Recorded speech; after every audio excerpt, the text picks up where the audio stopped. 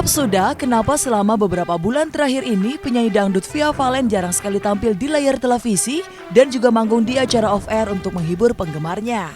Usut punya usut, Via ternyata dilanda gejala depresi.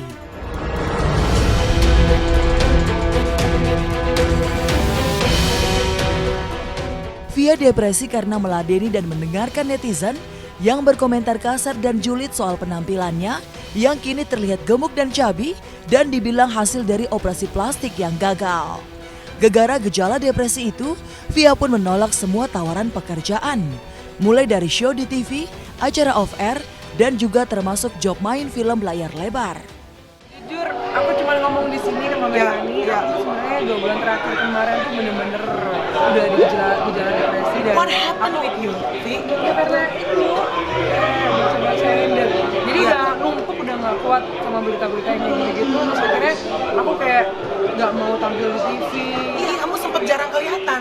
Aku ini si Via Valen kemana ya gitu. Maksudnya kok off air juga kan biasanya kita suka ketemu kan. Off air jarang kelihatan, on air TV pun juga aku jarang lihat dia gitu.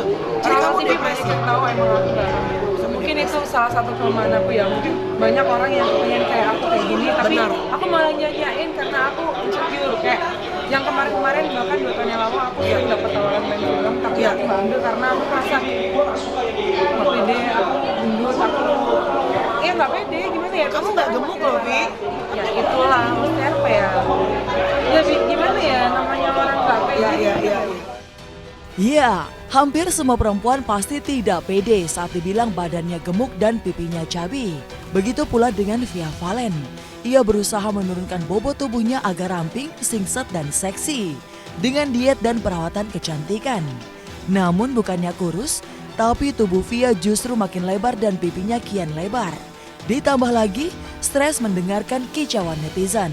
Tapi harus diakui, sejak September 2019 sampai sekarang, metamorfosis wajah Via Valen memang berubah drastis. Tapi gini, karena kemarin aku sempet diet, aku kan dari udah treatment gitu yang bikin pipi aku buka, terus aku stres, akhirnya aku kalau stres itu aku bisa makan, udah kenyang, aku makan Jadi makan sampai aku muntah.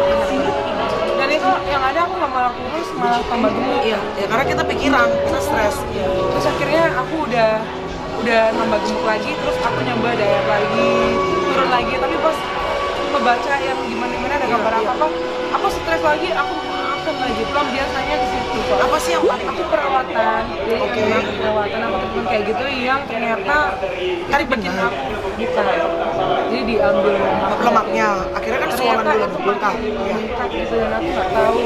Aku ngelakuin tindakan itu pun juga gara-gara komenan mereka yang ngatain aku gendut gini-gini, terus akhirnya aku Memutuskan melakukan itu. Kan aku lebih tua daripada kamu, so I got more experiences ya pasti. Nggak boleh nangis, nggak boleh. You're good, you're beautiful on your skin. I mean like gue juga sering dibilang kayak cowok, kayak laki segala macam. Hello, it hurts my heart. Dibully secara bertubi-tubi, Via Valen akhirnya tak kuat dan tumbang. Tak hanya gejala depresi, Via juga jadi tak produktif. Apalagi bulian netizen tak hanya soal fisiknya yang gemuk, tapi juga predikat ratu spesialis cover lagu. Gegara keseringan cover lagu, Via juga pernah tweet war dengan jaring SID.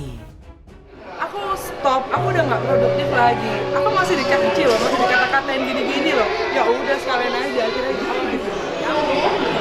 Ya. Pengen sebenarnya.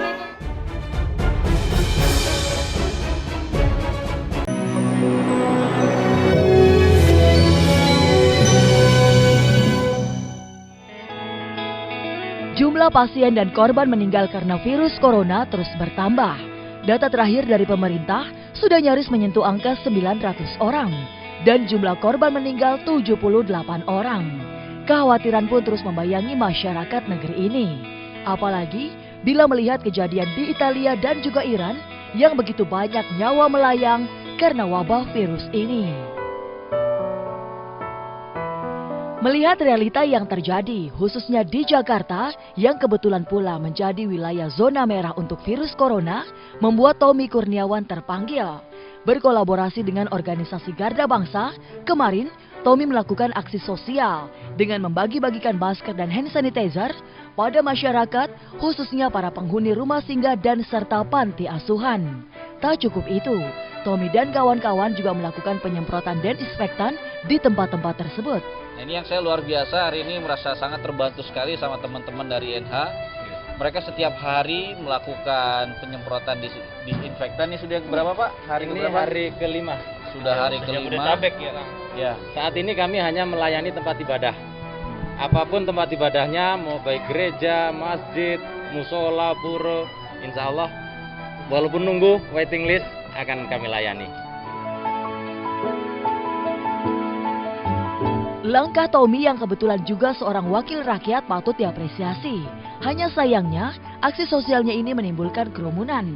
Hal yang justru diserukan pemerintah melalui BNPB untuk dihindari. Karena jadi faktor paling utama dalam penularan dan mewabahnya virus. Nah, sebenarnya kita nggak mengundang keramaian ini rame karena kita. Sebenarnya saya nggak, jadi kita tuh konsepnya memang ke tempat ibadah, ke panti asuhan, yayasan pendidikan. Nah, cuma karena melewati warga, kita bagikan door to door. Kita memang hindari betul yang namanya pengumpulan massa, karena kita tahu betul gitu, karena social distancing itu perlu kita lakukan juga. Tapi kita ini punya niat baik, tidak ingin melakukan hal tersebut, makanya kita ke tempat-tempat tertentu yang kita udah pikir nih, sudah disurvei, ini tidak akan menimbulkan kerumunan massa. Angka kematian yang cukup tinggi dan berbagai hal yang terjadi seputar penanganan wabah COVID-19 membuat sebagian masyarakat menuding serta menyalahkan pemerintah. Ya justru dari kita mengetahui bahwa sistem kesehatan kita belum terlalu memadai, kita harus memulai dari diri kita membantu pemerintah. Karena tidak mungkin pemerintah bisa mengerjakan semuanya sendiri. Jadi dari masyarakat harus meningkatkan kesadaran, meningkatkan antibodi itu sendiri. Karena kalau misalkan 1% aja yang kena dari jumlah penduduk Indonesia, itu pasti bakalan bahaya banget. Bila Tommy tergerak untuk berbagi masker dan hand sanitizer, perancang kenamaan Ana Avanti membuat dan menyumbangkan APD atau alat pelindung diri kepada para petugas medis, para pejuang di garda terdepan melawan virus corona. Karyawan Ana Avanti yang biasanya menjahit kebaya dan busana-busana indah lainnya, kali ini difokuskan untuk membuat baju APD.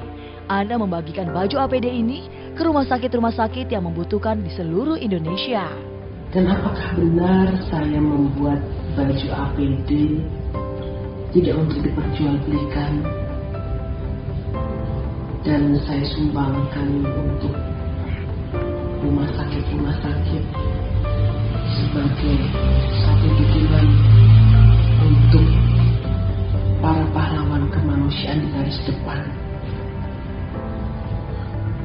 yang telah berkorban untuk meninggalkan dirinya sendiri dan berbuat untuk orang lain.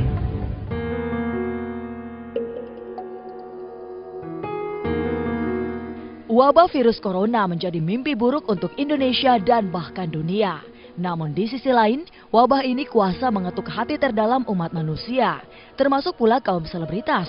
Mereka yang terbiasa hidup hedonis, doyan pamer kemewahan, mereka yang kurang peduli dengan kondisi negeri dan masyarakatnya, kini berlomba-lomba membuat aksi nyata melawan virus corona. Lihat saja Maya Estianti, Tomby, Cathy Sharon, hingga Raffi Ahmad. Mereka rajin sekali menggalang dana demi membantu pemerintah menanggulangi wabah ini.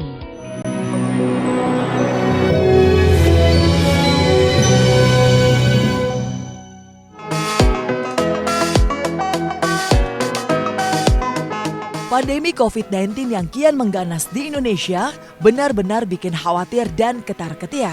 Meski sudah melakukan aksi di rumah aja dan berjemur diri di bawah sinar matahari, Sultan Raffi Ahmad masih merasa perlu melakukan tes kesehatan untuk memastikan kalau istri, anak, dan orang-orang di sekitarnya semua sehat. Belum lama ini, Sultan Raffi memanggil tenaga medis ke istananya untuk melakukan cek kesehatan. Ada drama menarik dan menegangkan saat Raffi Gigi melakukan suntik kesehatan, di mana sang putra sematawayang Rafathar menjerit histeris saat mau disuntik. Bahkan butuh 8 orang dewasa untuk memegangi Rafathar agar tidak berontak saat disuntik. Ini kita mau cek kesehatan dulu. Coba Kak. Ini Bapak pegangin. Ini saya. Jadi ketawain dia. Enggak, sayang. Ini mau Bapak dipegangin. Sama Mama. Sini, sama Mama. Enggak, ini kan mau dicek. Saya nggak boleh gitu, sayang. Nih, Rafathar nggak usah takut. Tuh. Kita doang.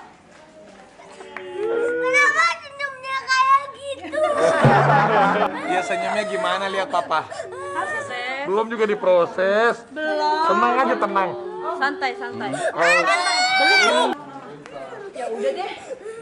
Nih, lihat nih, Mama nggak apa-apa nih. Mama nggak apa-apa. Ayo jagoan mana? Katanya sunat nggak nangis. Mama senyum tuh, Mama senyum tuh. Tuh lihat Mama aja nggak takut tuh, lihat wajahnya senyum Mama. Sebentar, tenang. Diselatin dulu, selatin. Tuh, santai. Sekarang lihat, sekarang santai tuh, sekarang santai. Senyum dong, senyum dong, senyum dong.